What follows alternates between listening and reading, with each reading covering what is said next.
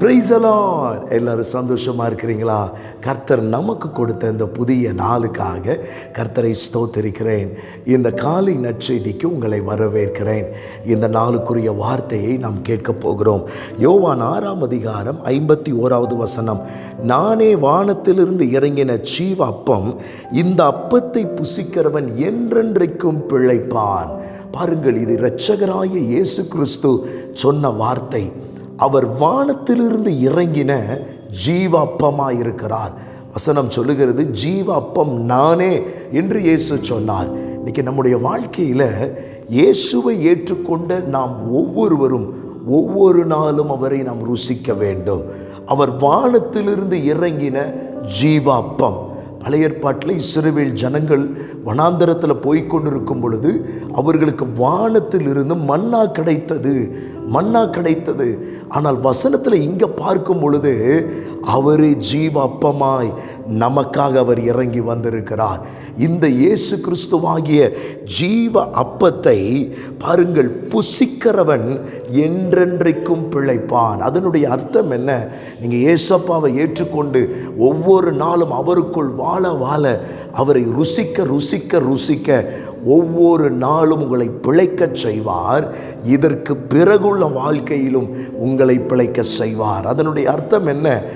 அடுத்த ஒரு வாழ்வு உண்டு. எல்லாரும் சொல்லுவாங்க, இந்த உலகத்தில் வாழ்க்கை முடிஞ்சதுக்கு பிறகு வேற ஒரு வாழ்க்கை கிடையாது. அப்படி இல்லை. தேவன் மறுபடியும் ஒரு வாழ்க்கையை வைத்திருக்கிறார். அதுதான் நித்திய வாழ்வு.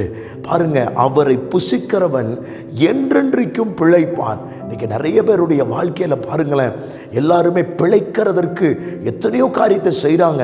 அன்றாடம் அவங்களுடைய வாழ்வு பிழைக்கிறதுக்கு ஓடுறாங்க. ஒரு வியாதியிலிருந்து பிழைக்கிறதற்கு எத்தனையோ காரியத்தை செய்கிறாங்க. ஆனால் இது எல்லாவற்றையும் விட அவரே உங்களை பிழைக்க செய்வார். அன்றைக்கு பிசாசு வந்து சொன்னா, இந்த கல்லுகளை அப்பமாக்கும் என்று ஏசப்பாட்ட சொன்னா, ஏசப்பா சொன்னாங்க, மனுஷன் அப்பத்தினால் மாத்திரமல்ல, தேவனுடைய வாயிலிருந்து புறப்படுகிற ஒவ்வொரு வார்த்தையினாலும் பிழைப்பான். அந்த வார்த்தை யார்? இரட்சகராகிய இயேசு கிறிஸ்து. இன்றைக்கு உங்கள் வாழ்வை இயேசு பிழைக்க செய்வார். நீங்கள் பிழைப்பீர்கள். நீங்கள் இயேசுவை ஏற்றுக்கொண்டு அவருக்குள் வாழ உங்கள் வாழ்வு பிழைக்க செய்வார். நீங்கள் பிழைக்கத்தக்கதான கிருபையை தேவன் தருவார். பாருங்க, பிழைக்கக்கூடிய ஒரு அனுபவம்.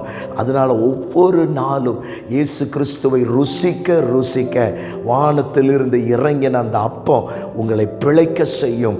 இப்பொழுதும் எப்பொழுதும் அவரோடு கூட பிழைக்கிறவர்களாய் தேவன் உங்களை மாற்றுவார். நீங்களும் அநேக பேருக்கு பிழைப்பு ஊட்டுவீர்கள். உங்களுக்காக ஜெபிக்கிறேன். பரிசுத்த பிதாவே, ஆண்டவர் இந்த வார்த்தை கேட்ட ஒவ்வொருவரையும் அப்பமாகி உம்மை அதிகமாய் ருசிக்க உதவி செய்யும். இயேசுவின் நாமத்தில் பிதாவே, ஆமென். God bless you.